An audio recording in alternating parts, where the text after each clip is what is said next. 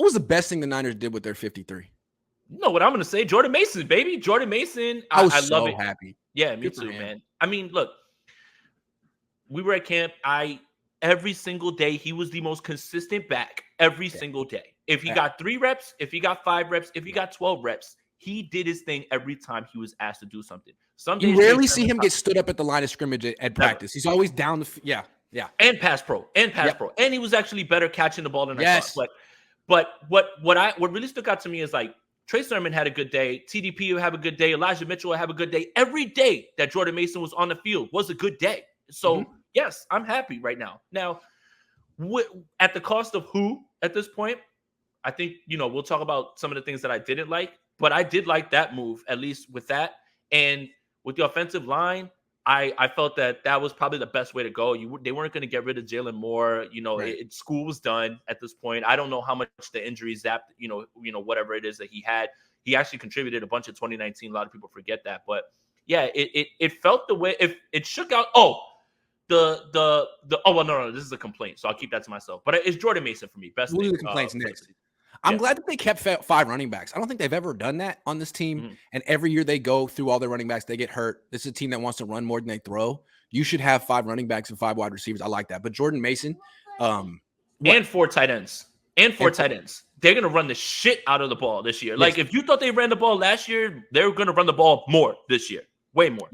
Yeah. And like with Mason, like I felt you could see it in practice. Then he did in games. And I think he got really high PFF grades. And the secret was out.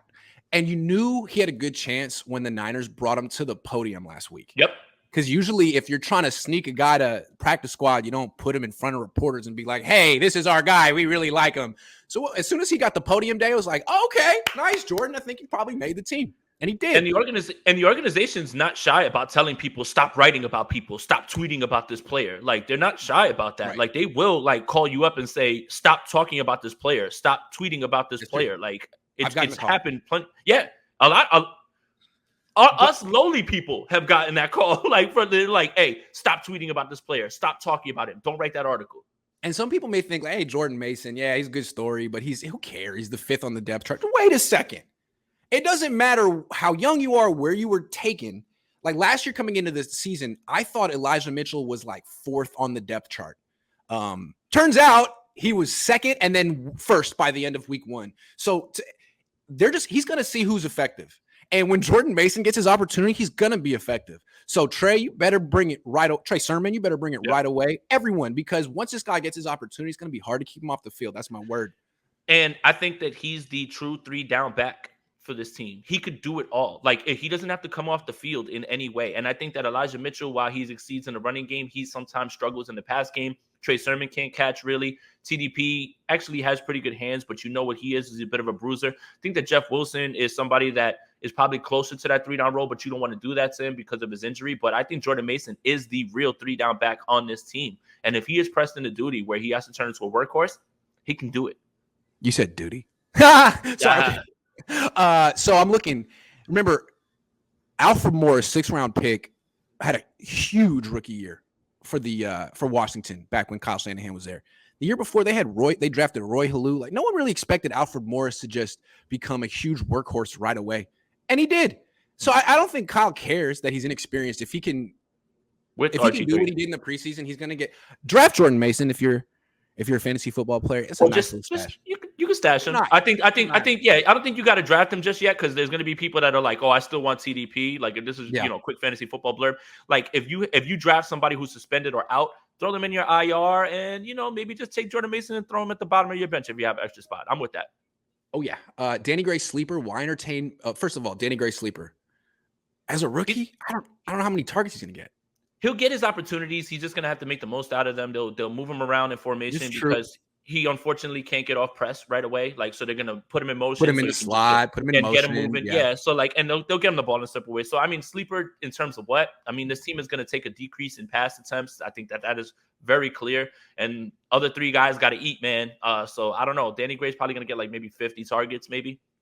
Oh, I don't know about that, but hold on. I think the targets he will be down the field. I think there's probably every game plan every week will be Kyle having his mind, I'm going to take a shot to Danny at some point, maybe 3rd quarter, whenever.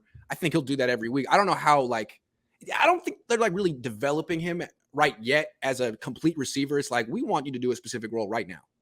And every practice would have one deep throw to Danny Gray. So I would think every game will have one deep throw to Danny Gray too. So that's especially situationally. If it's 3rd and 16, 3rd and 17, if it's 3rd and 5, I could see Juwan Jennings being on the field. If it's 3rd and 7, 3rd and up like that, then yeah, why not? He's got to be used that way. Also, I think we've seen Kyle on 3rd down with Trey. Instead of forcing him to throw these passes into traffic over the middle, he calls deep shots.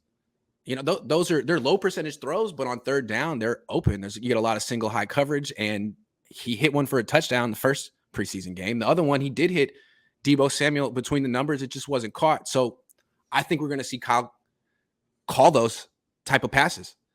Yeah, you'll see more. You'll see more deep shots with less pass attempts. And to his question, why entertain bringing Tart back? Yeah. Jimmy Ward's injured for 4 games. I'm hearing it's closer to 6 weeks now at this point. Do you sounds like a grade 3 tear, which is like 3 months. Yeah. So when you're looking at, the first 2 opponents don't necessarily scare you, right? The Bears and the Seahawks, even if they have Tyler Lockett and DK Metcalf, it's who's throwing them the damn ball. Mm-hmm. Denver, LA, all of these other teams that you're going to have to cover. Yeah. Are you really about to sit there and say that you're cool with George Odom and Hufanga out there? Like, they should entertain. What do they have, 10 starts between them? Right. But Tart's not coming back. Tart's not coming back. So let's. I thought he would. You have that cryptic, everything comes full circle. What happened? Nah. If I could close the book on anything, we're closing the book on this. And I think that it's not that the 49ers probably haven't thought about it. Is that he probably doesn't want to be here. And that's the best way I could put it. Interesting. Well, good luck to Tart. Hope he gets another opportunity this year. Flav says, who will end up getting the 2nd most carries? Who would you take as Mitchell's handcuff? It's going to be, obviously it's going to be Deebo and Jeff Wilson at first. But Jeff Wilson gets hurt. Mitchell gets hurt. Once Mason gets his chance, I don't think Ty Davis Price or Sermon are going to do much this year with their chances. Although they may force Sermon. I think they want Ty Davis Price to be the goal line back. I think they want the short yardage guy. Yeah. I think I'm not sure he's better than Jordan Mason in that role. We'll see. He ran sideways in one of the games on 4th and 1. I think Mason by like week 4, week 5 is going to have a carved out role on this team. I think so too. I think so. I like Jeff Wilson Jr. a lot though. He looks like he's in terrific shape. Me too. And he's a very good pass pro guy. So don't discount Kyle Shanahan's trust. And a hell of a receiver. I love Jeff Wilson Jr. He just runs upright and gets licked.